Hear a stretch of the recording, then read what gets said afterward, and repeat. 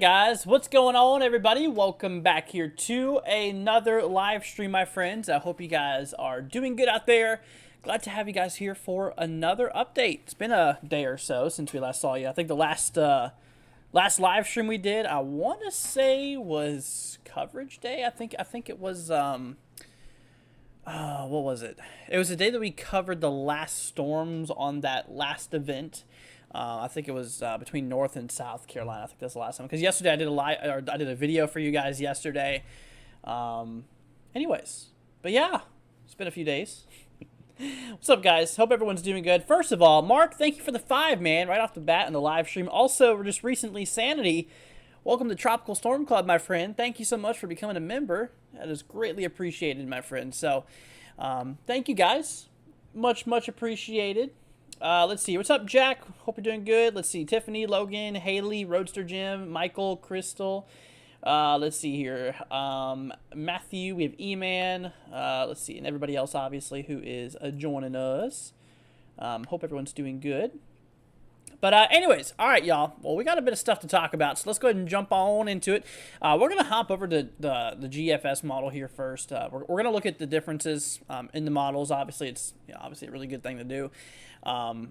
But yeah, so as you guys are here for, obviously we are watching the potential for yet again another system, and models are showing a big pool of instability available here for Monday. This will be for the 4th, kind of sometime right around the evening of the 4th. The GFS here, and as we're going to see, the European model here does show a lot of instability with not much of a cap. So, you know, as of right now, just given the fact of, you know, the instability or the potential fuel for thunderstorms, we do have a lot of availability as of right now. Now, one of my main concerns that you're going to see as we look at the models here, one of my main concerns right now is the wind shear per se. So obviously we have the black the black line that we've made is basically where that instability is at. One of the main problems that I foresee in this event here is wind shear. Basically, you know, how strong the winds are at different levels of the atmosphere. And in this case, we're looking at the surface, which you can see for a lot of those southern states down in these areas here in the yellow. There's not a whole lot of winds. There's not a whole lot of winds to really help organize those storms. So the way things are going here, at least from this model, I think the biggest threat is actually, once again, going to be kind of more towards the Midwest. Maybe the Southeast could be involved in that. Like I said, you know, we'll see the models run over the next couple of days, obviously, and we'll see how they trend. But right now, it seems like the heaviest of the wind shear is going to be more for those northern areas out there towards like the Midwest and stuff. We hop over to mid-level winds here. And once again, like I said, for those southern areas, there's just really not a whole lot of winds down there to really allow for much of anything crazy to happen. So I think, like I said, it's still in an area to watch across this region here. You know, just given the fact that, you know, we could get stronger winds that later models could project. But for now, there's a bit of instability available. Now, with this system, as we work our way down in time here, like I said, in general, there's not a whole lot of wind shear. That's honestly one of my main concerns with this system not really playing out very well. But given the fact that we do have ourselves a pretty good amount of instability available, you know, there definitely is the potential in which we will look out there for. Let's see here. Roadster Jim, dude, coming in with a $20 super chat, man. Wow. Wow, Roadster Jim, that is very nice of you, man. I appreciate that, saying thank you for your weather updates, Andrew. You are very welcome, my friend. That is super generous of you. Thank you for the 20. Wow. That is awesome, my friends. Thank you so much, Roadster. That is very sweet of you. Let's see here. I'm going to go ahead and leave a heart on your thing because, well, I have to. Thanks, man. I really appreciate that. That is super sweet of you, and that really helps me out a lot. So thanks, man. Appreciate it. But yeah, back over here to the GFS, like I said, there's just an abundance. There's a lot of instability available for these regions here, but, you know, to get that organization going, given low wind shear, especially in our mid-levels of the atmosphere, I think it could be a bit of an issue for more of those southern areas to get things going. But remember, you know, this is still 75 hours out. Actually, you know what? We should look at the NAM. Yeah, at this point, oh, interesting. Okay, so the NAM... which is one of our mid-range models. This one shows stronger wind shear, actually. Still nothing too crazy per se, but honestly, I mean, given the instability that we do have, and, you know, with the winds and stuff like that that's available, I think it's enough to actually, you know, produce a pretty organized area of severe weather. Mid-level winds on this aspect actually is a little stronger down south. So you can see that there's a bit of differences in the models. In which that in itself is definitely pretty interesting. Michael, coming in with a $10 super chat, man. Thank you. Saying buy some Big Red Soda on me. Thanks, man. I appreciate that. You are awesome, my friend. Thank you so much, Michael. Now we have Luke, dude, coming in with a 5. Holy cow, you guys. Y'all are super sweet. Thank you, Luke. Appreciate it. Says, how your day been the last few days? It's been pretty good. Obviously, it's been busy since that last event that we had. I mean, it's been pretty wild. But you know what? The rest has been nice. I'm not going to lie with you. Yeah, like I said, we took off yesterday with the live stream and all that stuff, which was, not going to lie, pretty nice. But you know, like I said, it's time to get back on the saddle again and start forecasting for this event. So that's why we're live again right now, preparing you guys. But thank you, Luke. I appreciate that. Luke, Michael, obviously Roadster Jim, you guys are awesome. Thank you guys very much. Y'all are very sweet. That's super supportive of you guys. It's very, very generous of you. All right, y'all. So we're going to hop over here to the Euro, the ECMWF, we call it, which is the European model. Let's see here. We're going to pull up, what was I going to do? Severe weather. We're going to look at the instability between these models.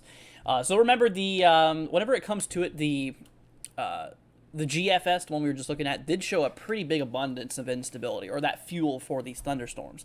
And so let me let you know, you see how it says mixed layer CAPE? CAPE stands for convective available potential energy. It's basically the potential fuel that we could have in the atmosphere.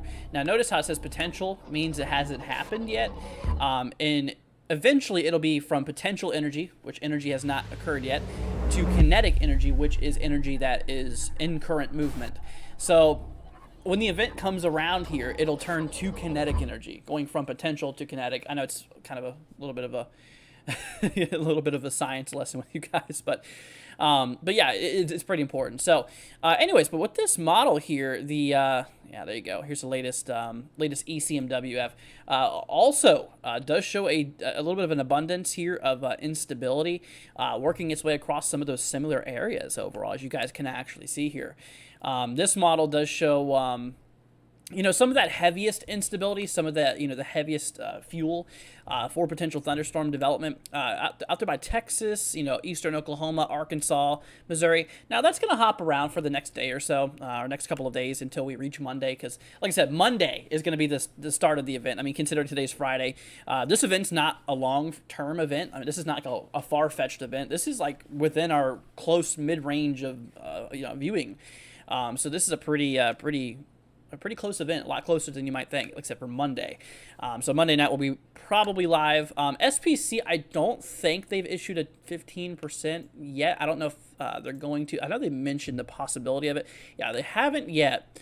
And the reason of that is because there is still a bit of uncertainty, not particularly in the instability. I mean, there's a little bit, but it's mostly during the winds and stuff like that. I'm obviously not going to read all this on stream for obvious reasons. That's a lot to read. But I was reading a bit of it earlier, and they did say that there was just too little confidence right now in issuing a 15% risk, which honestly, I mean, tomorrow it'll be a day 3 event, so they're probably just going to wait till day 3, which will be tomorrow's outlook, to possibly issue a severe weather risk on this event. So we'll see. We shall see if they do end up doing that, which I think is a good possibility. Because the good news is as we get closer to the event here, the more better viewing is going to be, and the more information we're going to have. So here's your NAM model. The NAM actually shows a lot of instability. We're talking really for severe weather. You want your mixed layer instability, so your energy throughout the atmosphere, your potential energy throughout the atmosphere to be over 1,000. This model is, it's kind of showing it in the 2,000 plus range in some spots. So, like I said, instability-wise, thunderstorm fuel, that juice for thunderstorms, it's there. It's there. So that in itself is what models do agree on quite a bit. Here's GFS. It doesn't show the available energy, or it does show it a little bit earlier.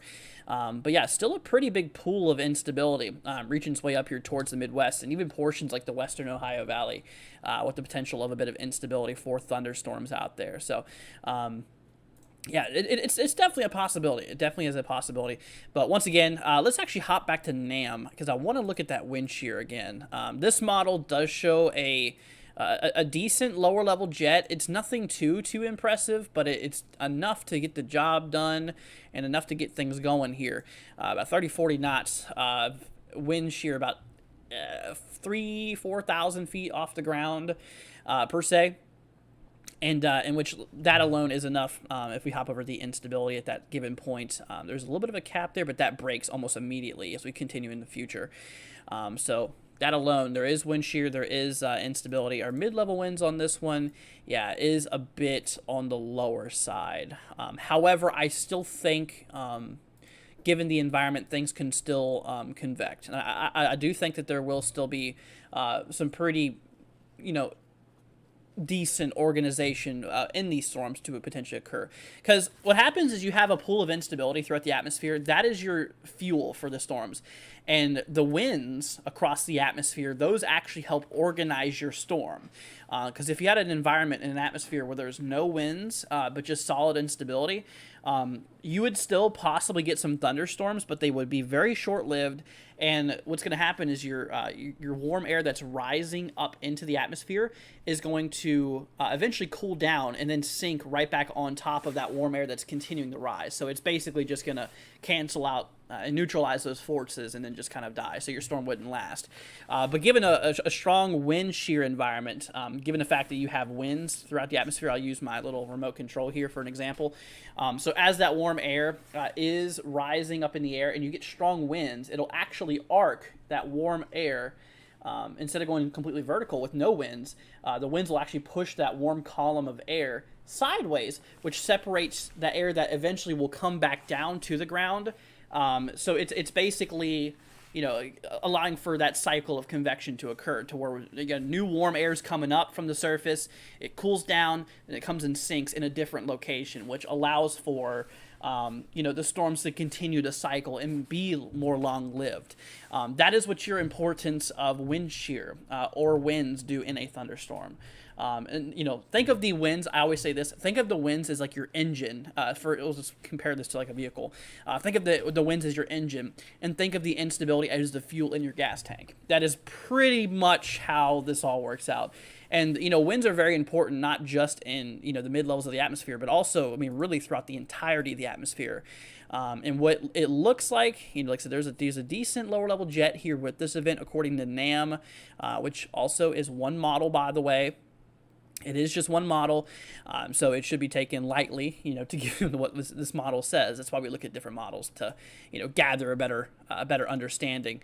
But it does seem like between the event, between the models, I should say, the models do come to an agreement that there could be well over 30 knot lower level winds out there towards like the Midwest, towards Missouri, which I do think could allow for some organization of any cells that try to develop in that environment. Overall, so we'll have to keep an eye out there for that. I'm actually gonna grab a sounding across southeastern Missouri, just for who cares. So we'll just grab a sounding here. So this is let me actually hide my face cam real quickly so you guys can see the full skew-T plot here. Let me go ahead and find my camera. Okay, we're gonna hide myself right now. Okay, so here's the whole map. So don't freak out with this. It's pretty complex, but once you get the hang of it, it's pretty easy. So first of all, picture this right here is a side view from your atmosphere. Okay, so don't look at all these bells and whistles right now. Just look at this box, right?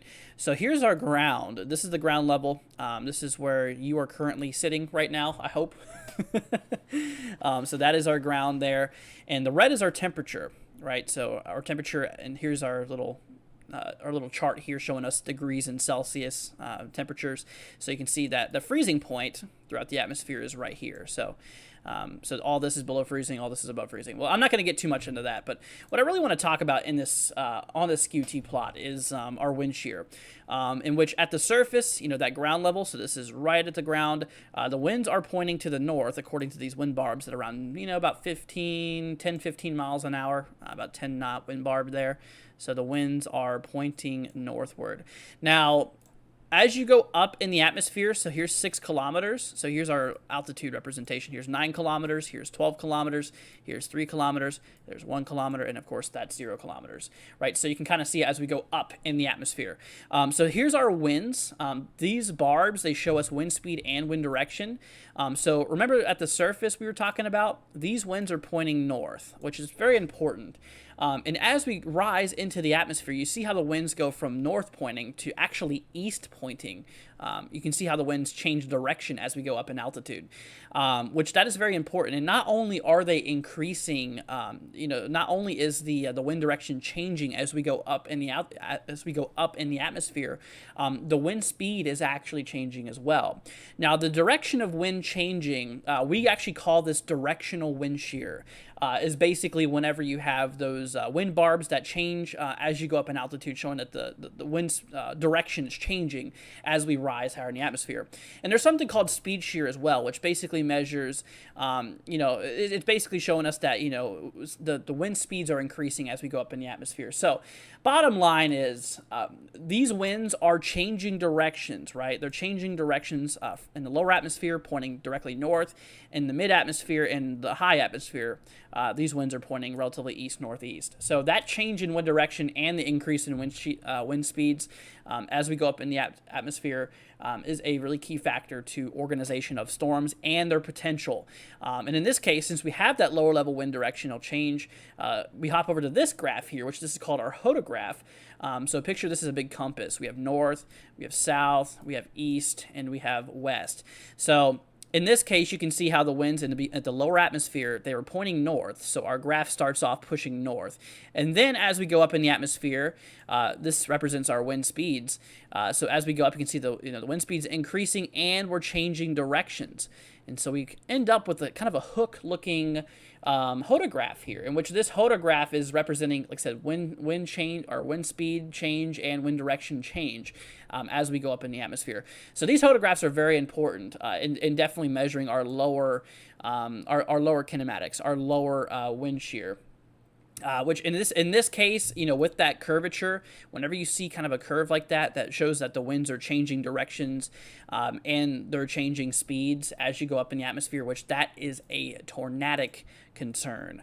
So from that sounding alone, like I said, that does look like it could potentially be tornadic prone from the NAM model here. So that is essentially my concern here is obviously, yes, the wind shear is there to an extent. It's not like last event. Last event, we had an abundance of wind shear. There was so much strong winds across the atmosphere. This winds are a little weaker than that last event, but it seems like there's more instability or more of a wide variety of the same amount of instability. Hopefully I made some sense to you guys. I'm trying not to be that person that leaves y'all with more questions than answers, but hopefully I explained that pretty well. And hopefully you guys can kind of get a little bit of a better understanding of how the atmosphere works in terms of, thunderstorm forecasting and stuff like that. So that was just a quick little thing I wanted to go through with you guys. But yeah, so given the environment from this model's representation, so the way models work is they collect current real-time data. So like weather stations, they plug these into a supercomputer, weather station analysis, upper air maps, weather balloon, we call radiosonde data. So we get radiosonde data, we get surface stations, all kinds of different data plots, satellite, all kinds of different information. And we plug these into the computers and they make a time sequence. And as we progress in time, it uses scientific equations to calculate movement. We call kinematics, basically a movement of an air vector or a vector in general. And also it is used for thermodynamics and all kinds, just the atmosphere in general, and it projects it down in time. And so not all the time are these models going to be perfect, which obviously that's just common sense. They're not perfect, and each model uses different equations. That's why there's so many different models, is because each model uses different equations. And so what you see between the models and what they agree on is what you want to take of note. What they disagree on is what you don't want to agree on, or what you don't want to note down. Does that make sense? So what the models agree on, the different equations with models, what they agree on is what you want to keep. What they disagree on is what you want to throw away. And in this case, all the models, as you can see here, all the main models here, they all do show an abundance of instability. Even the ECMWF, the European model, if we work way down in time, shows, there you go, all of that instability that is available for severe weather. So all models are talking about it, so that's good news. I mean, we're already starting to see a bit of agreement between that. So there will be instability available, and potentially a pretty good amount of it, pretty much potentially a pretty good amount of instability available. So that is like I said, that's definitely very very important. But like I said, one of the limiting factors, I believe, is going to be our wind shear. Obviously, weaker winds throughout the atmosphere as opposed to last event that we had. Those winds are very strong. And this event is, the ingredients are a little different, but they're somewhat the same, actually, in some aspects. Like the amount of instability, the amount of energy we have in the atmosphere, in the highest spot from last event to the forecasting of this event, the energy is somewhat around the same, but just more widespread. So more available energy over a more broad area. That's my main concern. That is my main concern. And of course, whenever it comes to it here, overall, like I said, the wind shear is just kind of one of the things that I'm not too sold on. But yet, alone, the models, they do show that pocket of some pretty strong winds. Hop back over to the NAM here. out there towards the Midwest, and that's what leads me to believe, at least as of right now, from what I'm seeing, I think portions like out there towards the Midwest might have the best shot at seeing some organized severe weather, considering the fact that whenever it comes to it, there's pretty good amount of instability, as well as some pretty strong winds as well across our lower atmosphere and the mid atmosphere. We're talking like 20,000 feet up or so. We got about 40 knot northeasterlies, which I mean that's nothing special, really nothing special, honestly. A lot of our strongest winds are going to be towards the surface, or a little closer to the surface, I should say, about 3,000 or so feet up in the air overall. Anyways, but that's a lot of the technical stuff. So that's what's going on. Also, there's also another really important factor. That's our moisture. So basically, we need an abundance of moisture in our lower atmosphere at the surface. We measure those in dew points. Actually, our dew points kind of show the available moisture supply in our lower atmosphere, which is very important to get. So basically you want the surface to be very warm, and you want the environment, the atmosphere, to get colder as you go up. So you start off with a really warm lower atmosphere, in our temperatures as you go up in the atmosphere. The more they drop, the quicker they drop, and the more they drop. Basically, the more, in theory, the more unstable atmosphere you'd have. So we really want a warm lower atmosphere, and we measure moisture, as it's a very important aspect in severe weather, and we measure these in dew points. Now, dew points, we're just going to keep it simple. Dew points, what you want to look for is those dew point values here in the really as low as like the mid upper 50s. That's about as low as you can really go for, you can have them lower in special events, but in this case, as a general severe weather event, you'd want those more in the 60s. 60-degree dew points is kind of your Goldilocks zone for severe weather. And whenever it comes to it here, I mean, you can see we have northerly advection. So basically, we have a bunch of warm air that's once again shooting its way up in here into the eastern country. You're going to notice those temperatures yet again come and rise, actually, which is pretty good. So we're going to bring up the temperatures. You're going to notice, quite another warm episode for some of us here. So that'll be pretty nice, and all that stuff. So it'll be pretty warm. But once again, back to dew points here. Those temperatures need to be like really in the 60s, upper 50s will work as well. In which, we got enough moisture at our lower levels. We got enough instability in the atmosphere. In our lower level winds here, I mean, we got a decent little lower level jet out there towards the Midwest. I mean, whenever it comes to it, the models are showing everything lining up here to an extent, I should say. There still is a lot of things that we need to work out here over the next couple of days. Let's see here. Do I agree with me that Georgia and Alabama are going to have decent size threat for severe weather? For this event, I feel like this event's going to be more up towards the Midwest, like I was saying, where your heaviest instability meets your strongest wind shear. I think that's where the best of the instability, or the best of the potential, is going to be. But that could change.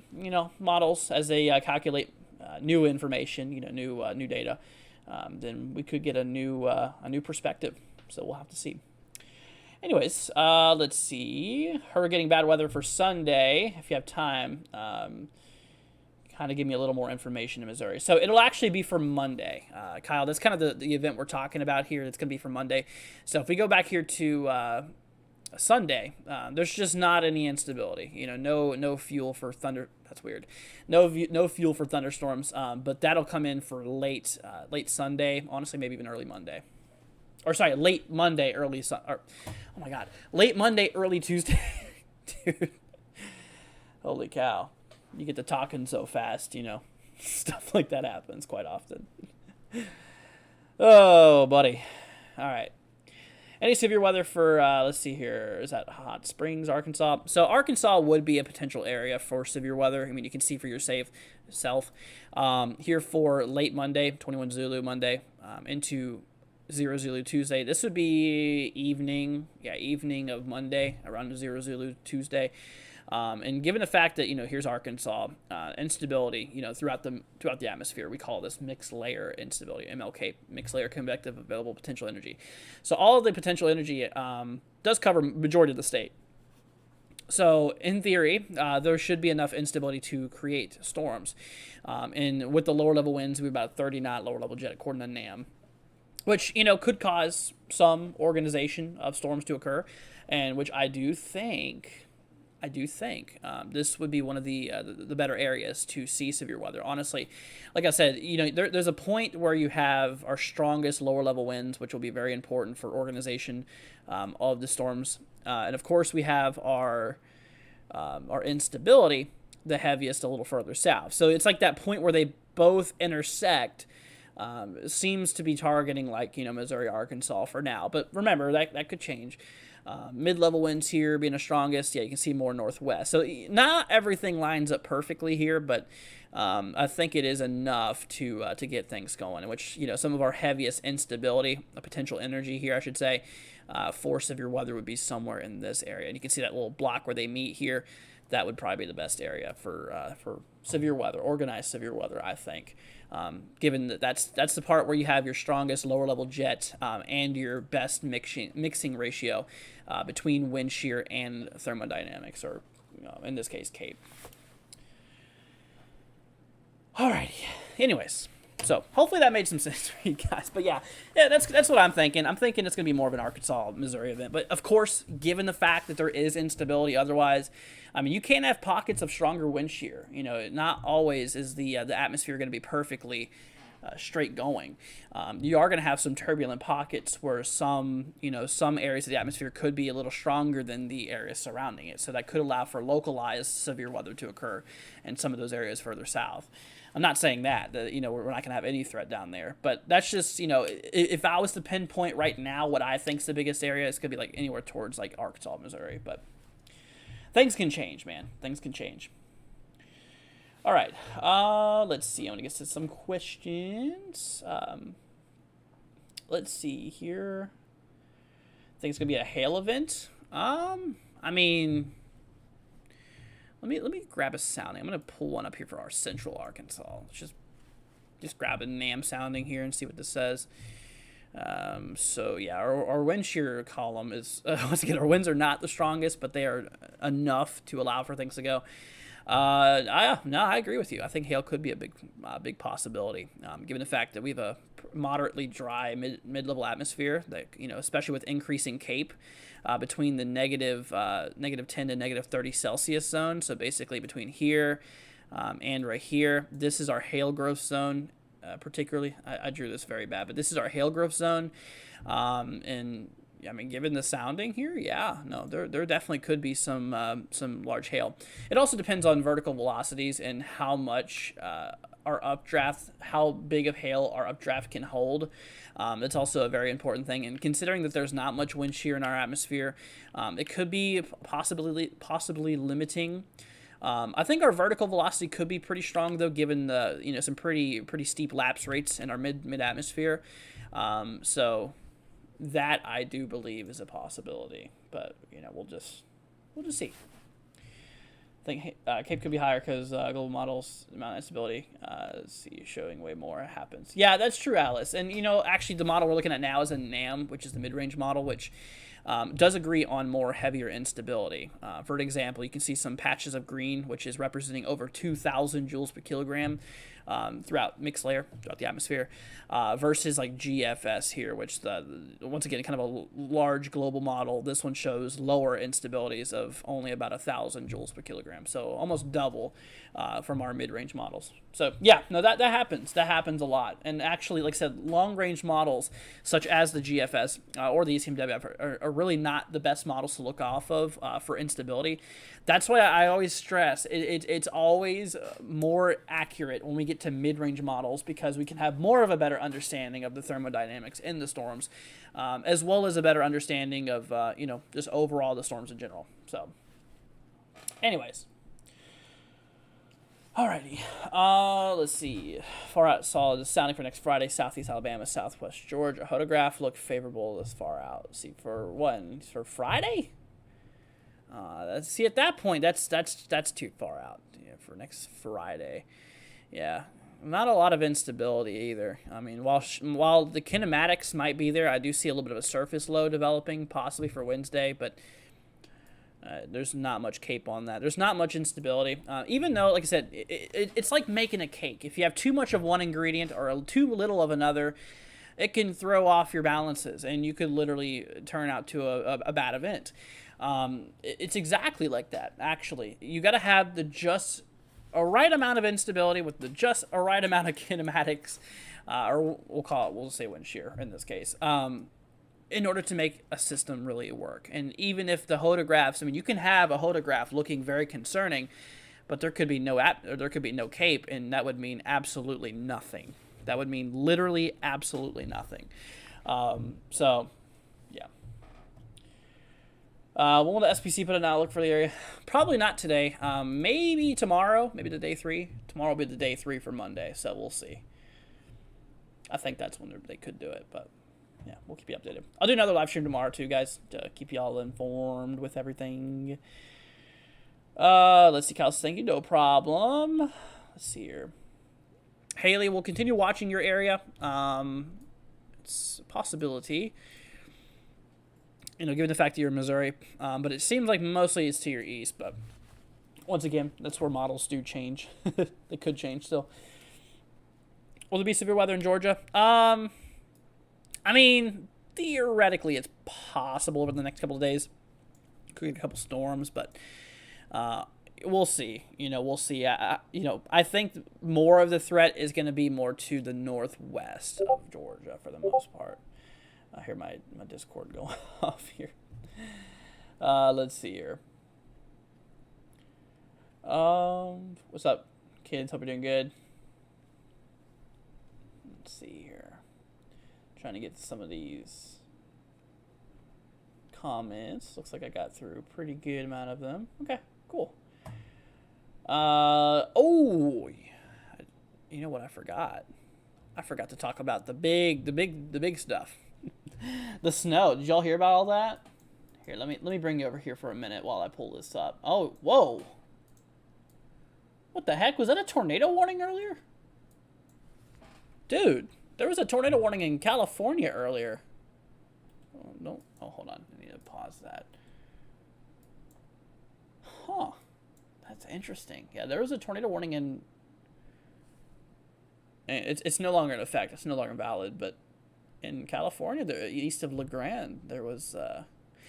right on the side of the mountain. So what I was going to show you guys, though, is all the snow. So you can see we have an atmospheric river it's going to continue dumping days worth of precipitation over the next several days, really.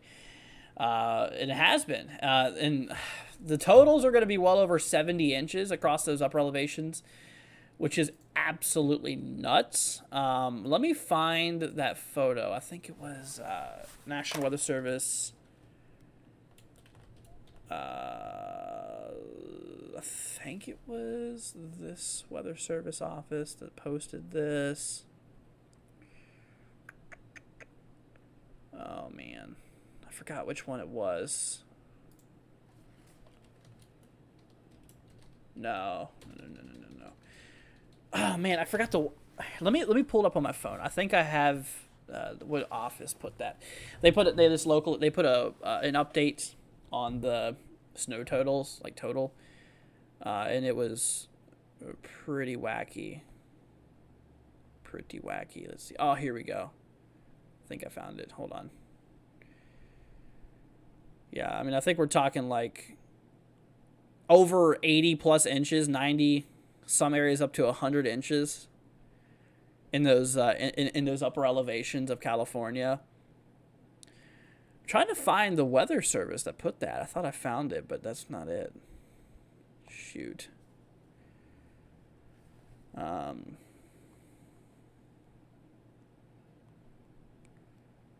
Yeah, I might not be able to find it here, but oh well. But yeah, there was definitely a thing from the NWS that showed really how much snow we could get, and it was pretty wild. I really want to show you guys this. Gosh, it was interesting. Oh, well. It is what it is. Here, you know what? I mean, I'll pull it up on here. Let me hide the radar for a minute. Let's see. Winter accumulations. There we go. Okay. Yeah, this program caps out at 70. It caps out at 70. You can see how we literally have like, yeah. The program does not go any higher than 70 inches. Remember, this is expected. 50 percentile. This is expected snow accumulations, which is pretty wild. Oh, hold on.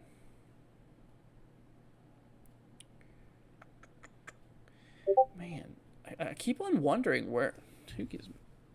Hold on. Keep on getting messages on Discord. Speaking of, y'all, if you want to join our Discord, it is down below. Was it Sierra Nevada? Yeah, I'm just not seeing it, man. Oh, here, I can show you this. Let me hide my my beautiful face here. Wherever my face cam, there we go. Yeah, this is what they posted. This is in inches. This is just rainfall. And look, they're seeing like 10 to 15 inches of rain in those upper elevations there. Which that is, yeah, that is absolutely wild. Did they talk about it in this update here? I don't think they do. Huh. Yeah, but no, there's some areas that could see like 90 plus inches of snowfall, which that is absolutely wild. I mean, to even see, you know, that magnitude,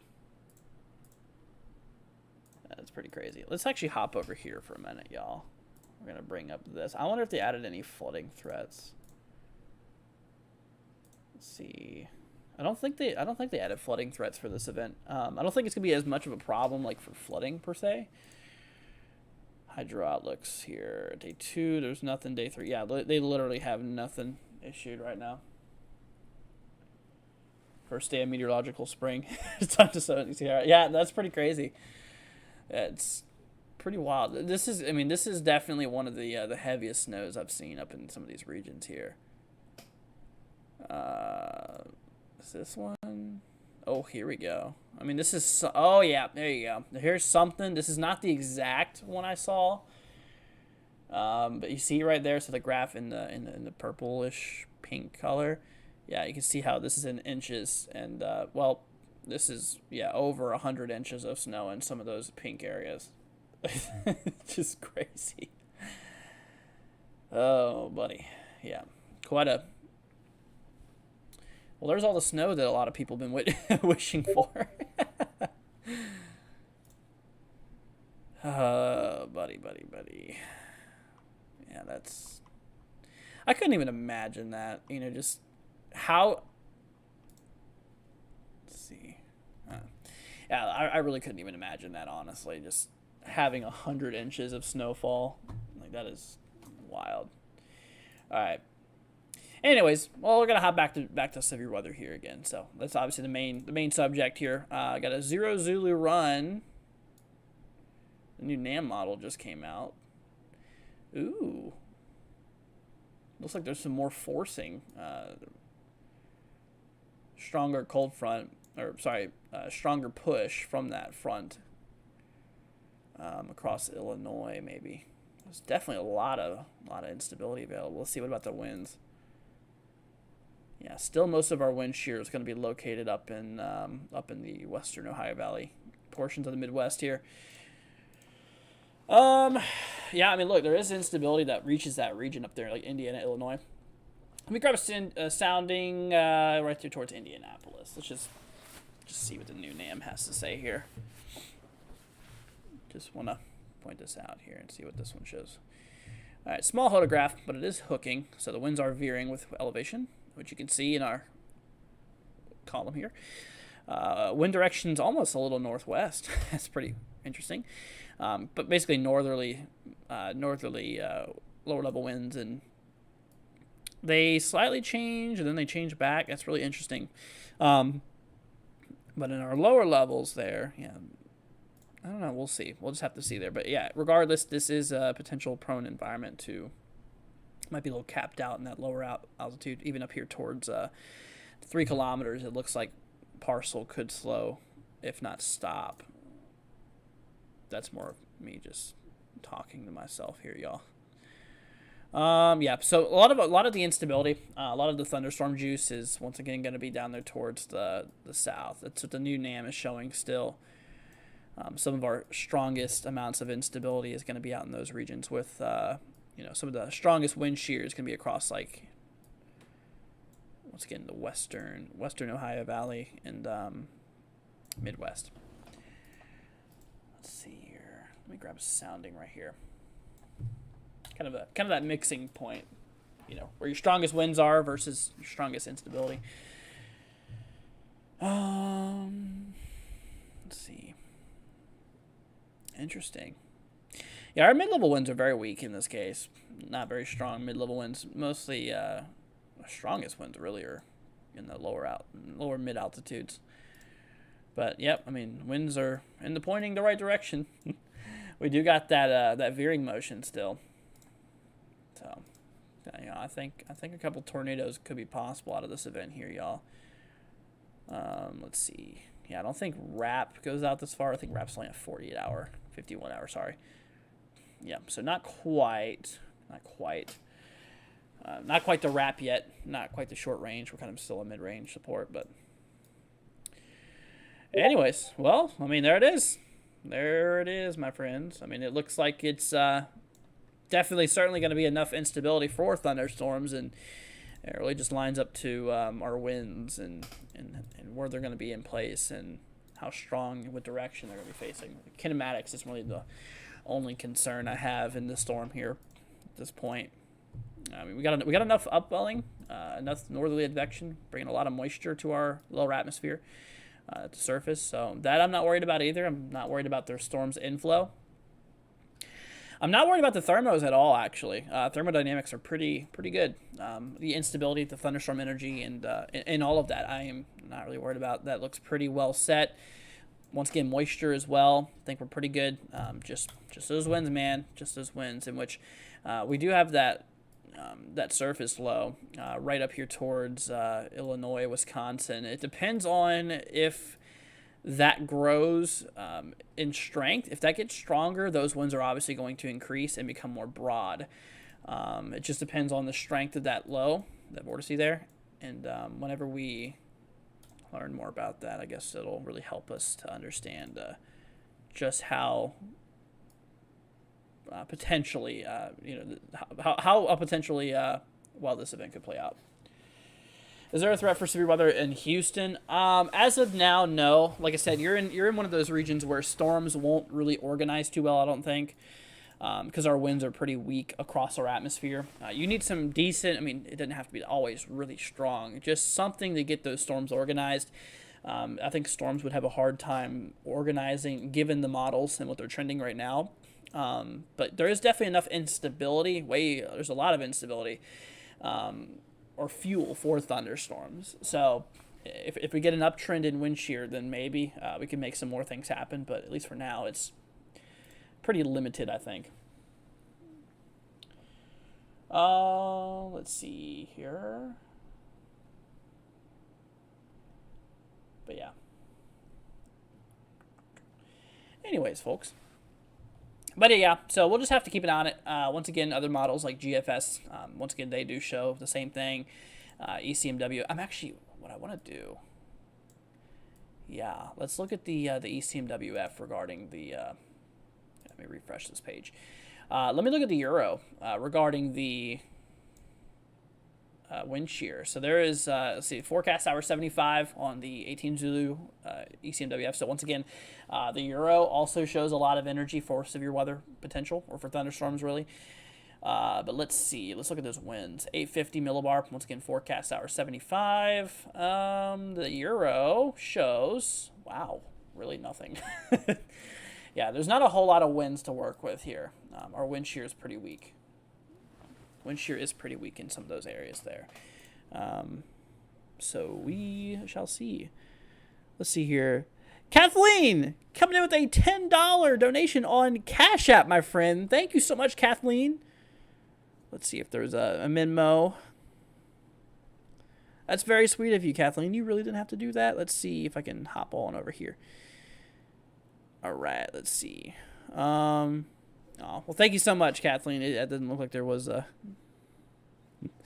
Doesn't look like there was a memo. But big shout out goes out to Kathleen. Thank you so much. Let's see here. Also, why is this just now coming through? But Brandy, are you still here?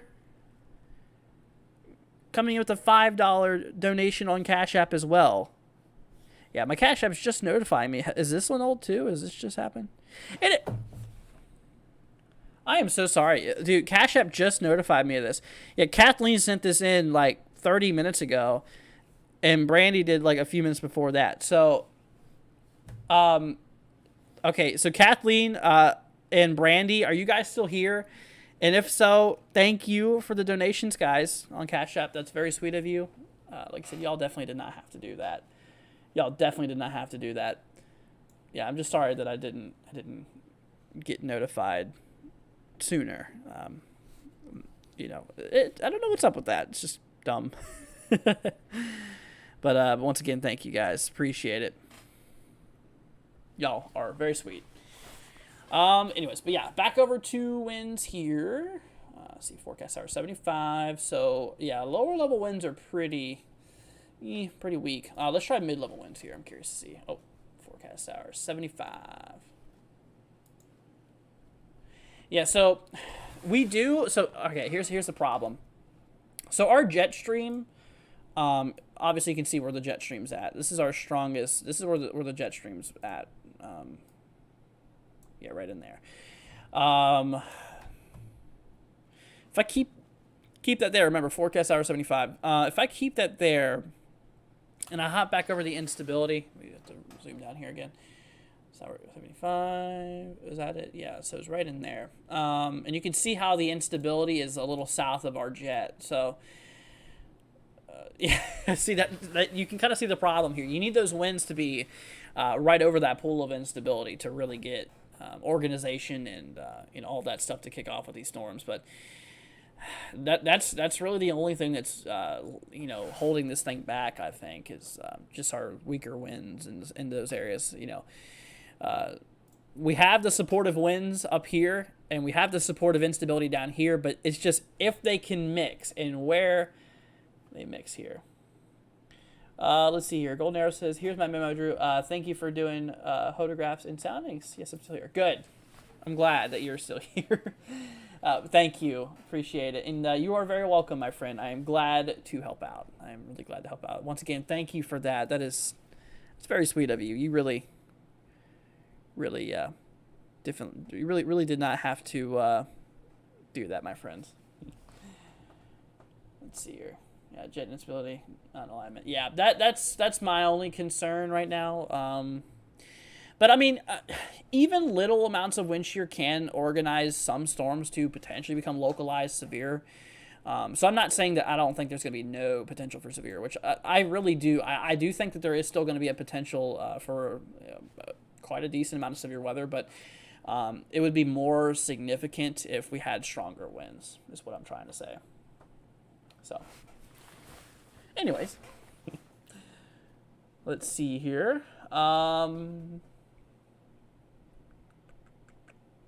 What's up, Automotive? Hope you're doing good, man. Let's see here. And everybody else I haven't said hello to. Oh, see Calvin's here as well. What's up, Calvin? Yeah, I already did Houston. Okay. Anyways, yeah. Anybody I might have missed. What's up? Hope y'all are good. Yeah, but like I said, we'll just have to keep an eye on it. Just have to see how models trend. Let's see. Can we look at RDPS maybe? Yeah, I think 84. Here we go. Here's another model opinion.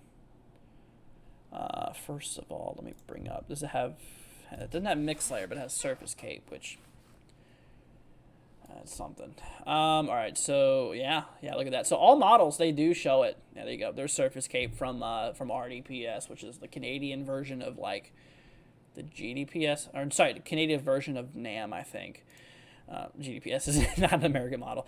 The RDPS is, like I said, basically NAM to Canadians. So, anyway, so yeah, once again, big pool of instability available on this model. So all models agree that there will be at least 1,000 joules per kilogram throughout the atmosphere. Once again, this is surface based, so but all the other models, other than that, they do show that. And I'm sure this one would too, if I was to grab a sounding and calculate it, which I'm going to do actually. Let's see, we're going to grab one towards Little Rock. So yeah, definitely very unstable atmosphere here, and this shows mixed layer around 1,700 joules per kilogram. So yeah, yep, that holds up very well. That holds up very, very well. Bulk shear, that's pretty important to look at. So basically, it measures the winds from the surface throughout up to 500 millibars, which is about 20,000 feet. So from the ground level to 20,000 feet, this is the winds we're measuring here. Anyways, bulk shear. Yeah, so once again, you can see that this is where the area of the heaviest instability is going to be. It's just going to be outside of that jet stream, which is could cause some problems with initiation. Anyways, I head to bed, guys. Yeah, I'm probably gonna head off here soon, guys, because we're getting close to an hour here. I gotta do a couple things around here, but I did want to hop on for a little bit with you guys and talk about this threat here. And like I said, overall, while there definitely could be some improvements with this system, I think that in the bottom, at the end of the day, there could be some form of severe weather to occur. I mean, given the fact that there is enough instability, and the models do show a pretty widespread amount of instability, and winds locally could get strong enough to really get some organization going. Like for example, if I bring back NAM here, it shows a pretty unstable atmosphere, and our lower level winds are somewhat decent, 40 knots, 50 knots maybe, and could theoretically happen. But just given the fact that we have a decent lower level jet, a good amount of instability, and all that, I think there could be some severe weather, and also our lower level moisture and our dew points showing our dews in the lower 60s up in those regions. So yeah, no, I think it's possible. I think it is possible. Anyways, let's see here. Stay away says, what's the tornado potential for Texas? There's no probability yet. No probability yet. And given the fact that there's a weak wind shear, I don't see too much potential as of now. Let's see here. Jesus Christ, dude. You need to calm down with spamming, dude. Hey, one of my mods, can you get rid of Stay Away RT for me, please? Appreciate it. Yeah. We don't need people like that around here spamming. Get them out of here. Appreciate it. Anyways, let's see. But anyways, what's up, April? Hope you're doing good, my friend. Hope you feel better, Helen. But anyways, my friends. Well, yeah, like I said, I think we're gonna roll off here pretty soon. I think we're getting ready to call it for now. Michael, coming with a $2 super chat, man. Thank you so much, Michael. I appreciate it. Saying any blizzard conditions for Denver. Not that I know of. Let me hop over to warnings and stuff. I don't think. No, we don't have any blizzard warnings out there. The only thing I see for Denver is actually red flag warnings. So potential out there for, well, maybe wildfires. So, yeah, be on the lookout there for that. But I don't see any blizzard warnings out there. So, think you are. I think you're good on that. Let me do something real quickly though. What was I gonna do? Oh yeah. Oh my gosh, come on. this program is not working with me here. Let's see. Let me bring up the total snowfall. I don't know how much. There's obviously other factors to go into it. Yeah, this model doesn't even show Denver getting any really big snow at all. I mean, if any at all. So yeah, we got further, maybe a little something, but yeah. Anyways, no, you're good, man. You are good. Let's see here. What's up, Brooklyn? We're doing good. But anyways, but once again, Michael, thank you, man. Appreciate the $2. You rock, my friend. Let's see here. This is gonna hit my cabin in the Rocky Mountains. Says Rocky fan. Gotcha. Look at wins here.